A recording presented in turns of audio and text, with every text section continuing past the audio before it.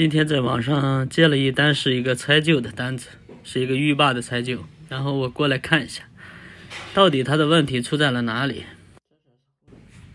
本打算在电话里沟通，说过来看一下，如果是线接错的话，给它重新接一下，然后可以正常使用就可以了，也不用拆机。但是到了现场一看，完全不是那么回事儿，整个机器已经烧的风焰都融化了。现在没有办法，只能给它把机器拆掉了。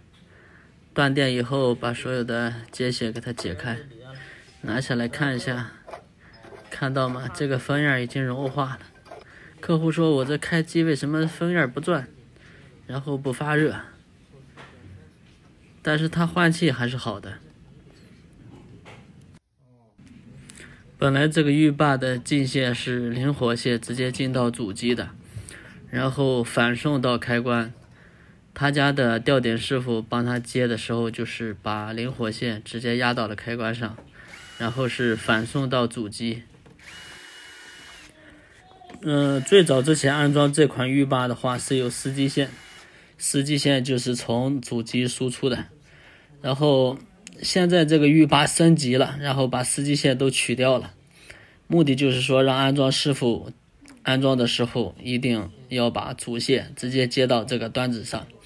以前安装师傅就是把那个司机线插头剪掉以后，灵活线直接接上去就完了，可能会出现一些线虚啊什么情况，厂家然后就把司机线给拆掉了。